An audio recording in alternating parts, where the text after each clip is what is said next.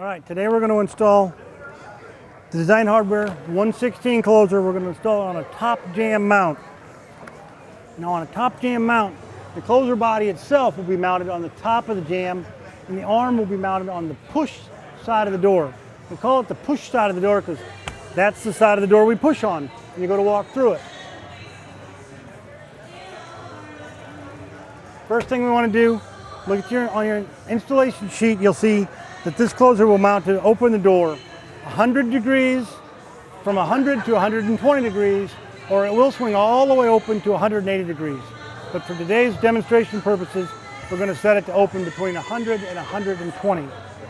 So we want to take the line on our installation sheet, and we want to lay this out. Everything lays out from the pivot point of the hinge, which is effectively right here. The first thing we want to do, this point on this side, we want to measure over to locate our closer body on the top of the jamb. That dimension will be 6 inches. So from this point, we want to measure over 6 inches and make our mark.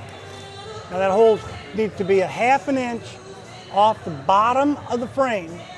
We mark that ½ inch and circle it. Now the holes are 3/4 of an inch apart on the closer body. So we want to lay everything off of that first hole. We want to measure up 3/4 of an inch, and we want to mark that. And we want to come over here. Our holes on the other side are 9 1/16 of an inch center to center. We go back to our original hole. We want to mark 9 1/16 over. We want to mark that 1/2 inch up from the bottom of the door frame. Mark that, and then we're 3/4 of an inch between them. Circle that. Those are the 4 holes to lay out your closer body. Now we need to lay out the closer arm. So you can see we already have several holes in this door. We've been using it for demonstrations all day long. Locate where the arm attaches to the door. Refer to your instruction sheet. Everything lays off of that first hole that we laid out right here. We need to come 6 inches over to mark that on the door. So lots of times what I'll do is I'll measure from here. I'll make my 6 inch mark on the frame. And then I like to just take a small framing square, line it up. You can hold that on your mark. You can use that to transfer your mark back down to the door. And mark that.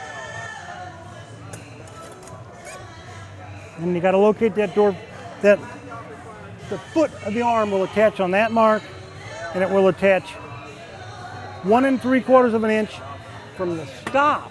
So you have to mark that with the door closed. To hold the door closed, is you want to mark from the stop, not from the top edge of the door. With the door pulled closed, then you want to mark 1 3/4 of an inch down, put a mark, and I'll circle that when I'm done, so you'll know which mark is yours. Especially in this case, we've got a lot of extra holes. So now then, our next hole is 1 3/4 over. That's center to center, 1 3/4. Now since you've got the door open, it's just as easy to go ahead and take this height, which is 2 1/8, bring it over here, lay that out. That way you're sure you've got them both the same. And what I like to do, now that I got it all laid out, I like to go ahead and take a center punch. And I like to punch a nice dent in all 4 of my holes, the closer body. Even though we're using a self-drilling, self-tapping screw that comes in the design hardware kit, it's always easier just to put a little dimple in there with a punch. Go ahead and punch these 2. And then I'll also go ahead and pre-drill that. And that first hole we laid out where the closer body attaches to the frame, go ahead and pre-drill that one. Because as you'll see, it just makes it a whole lot easier. And then for demonstration purposes, I'm going to go ahead and pre-drill all 4 of these.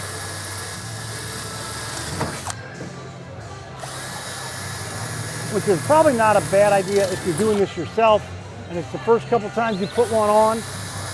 Even though they are a self-drilling, self-tapping screw, they go in a little wobbly sometimes. So we'll go ahead and drill the door.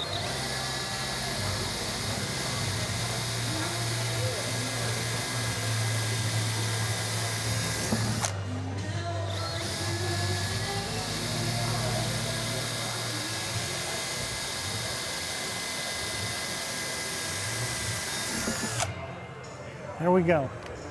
Now I've got it all laid out and all pre-drilled. We're ready to go ahead and install our closer.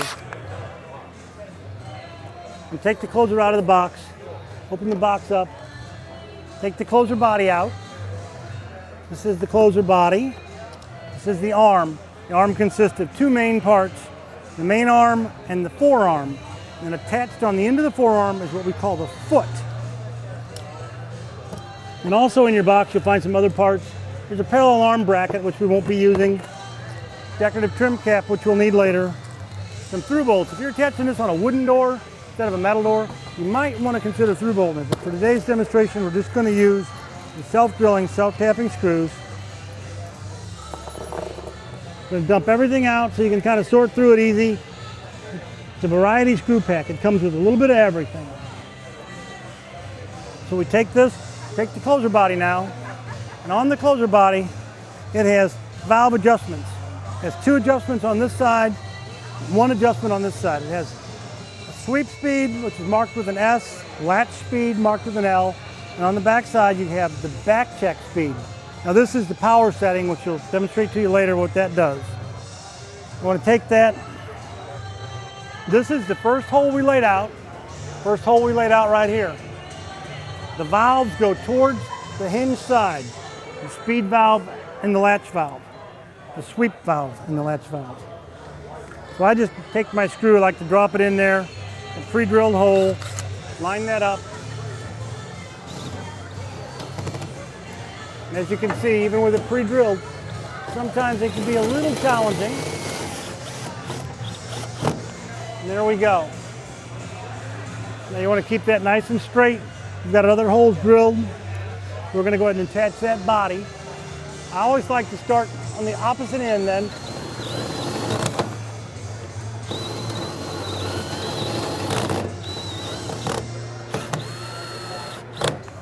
You want to get that nice and straight on there. You can line it up and I'll run the other ones in.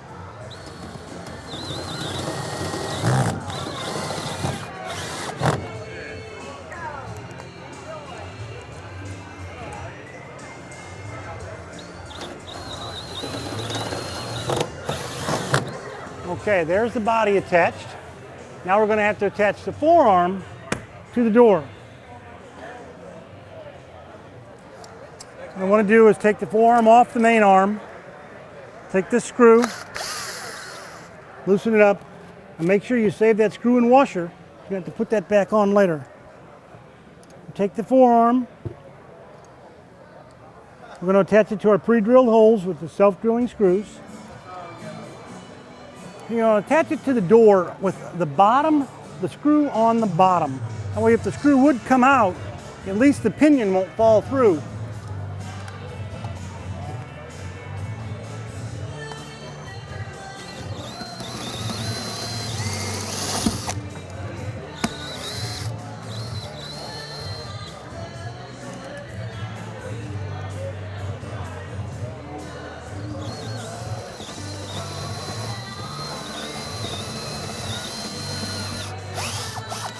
All right, with the forearm attached, we want to take the main arm, attach the main arm to the closer body. If you look at the main arm, it's got several indexing marks on it.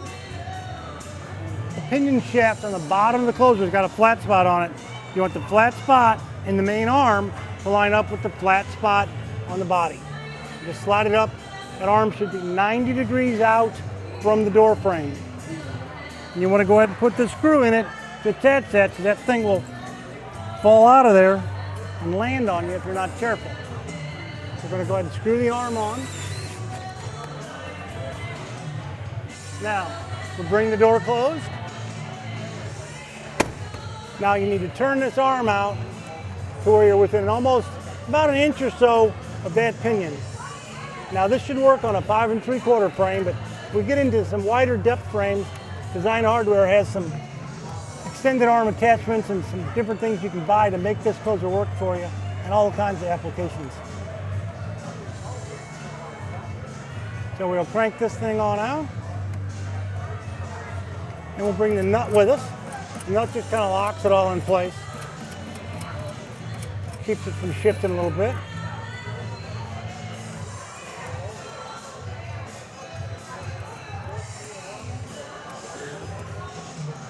When you get near the end, you might want to go ahead and thread the thing all the way off, because you need it on there at least 3 or 4 turns. If you can't get it on there in, say, 4 full turns, you're going to have to get the arm extension kit from Design Hardware.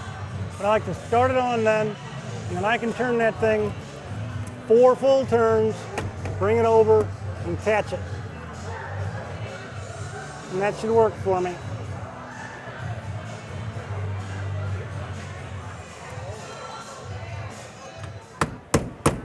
There it went. Okay, make sure you use the washer. Put the screw back together. Slide the arm up, insert the screw. Now, that's basically the closer installed. At this point, we have to adjust it. The closer has 3 adjustments. It has a sweep speed, which is from 90 degrees to about here, which is, then the latch speed kicks in the last 10 degrees. As you notice, I'm holding that door, it's swinging pretty fast. Sometimes when you first test it, you might want to do that. Just keep your hand against it and see how fast it's going to come closed. Now we want to take it. I like to start with the latch speed. I want to take the latch speed, and that's this 10% right here. I want to make sure it's going to hit hard enough to close, but not so hard that it beats itself to death. So we're going to turn it down about 1/4 of a turn. Try it again. Still a little hard, we'll go another 1/4. That's a little better. Now we'll do the latch, the sweep speed. We know the sweep speed is way too fast, so I'm going to turn it a full turn and see what it gets us. Still way too fast. Turn it another turn, another full turn. Now it's about right. And there's our latch. I'm going to turn the sweep another 1/4 of a turn. This is something you just got to mess with. The more of these you put on, the better you'll get at it.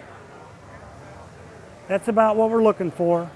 And we get into the latch. There's the latch. Still might be hitting a little hard on the latch. I'm going to turn the latch another 1/4 of a turn. Now you should have that from when the door's at 90 degrees to completely closed. You should be able to count to 15. That way it gives people plenty of time to get in and out of the door, and that's an ADA requirement in a lot of places. Still hits just a touch hard. You don't need it to slam on that latch, you just need it to latch. We'll try that again. I'm counting to 15. I'm good. It's almost perfect. Now we're going to want to set the back check on it. The back check is for when you walk out the door or when you walk through the door. If you push the door, it'll just sail away from you. If the wind catches it, it can pull it out of your hands. So the back check, what it does is it makes that door slow down automatically with the hydraulics in the closer. So we want to take the back check valve, which is marked on this end. We want to go ahead and turn it about 1/2 a turn to start with. Now you can feel the resistance in it already. You can see how it doesn't swing open quite so freely. You want to get that door to stop right at about 90. You want to start feeling that kick in. So I'm going to go ahead and turn it another 1/4 of a turn. And that gets it to kick in pretty good, right about where we want it. Now, adjusting the back check will not affect the latch or the sweep speed, so we'll let it come closed.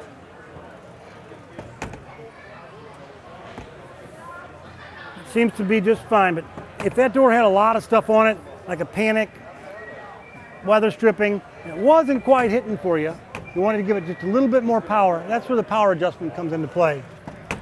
That's the unmarked valve on the back check side. And what you want to do is just turn it about a full turn. And with this wrench, to get a full turn out of it, you got to do it twice. Turn it a full turn, and you want to turn it with the door closed, so it'll have less pressure on the spring. And it doesn't change your speeds any. All that does is gives you a little more power. So when you get in that last little bit right there, you can feel it come closed a little harder. And if all that's done, you want to take your little decorative cap. Came in a box. You want to snap that up on the top, and that's it. That's pretty much the 116 in a top Jamb Mount.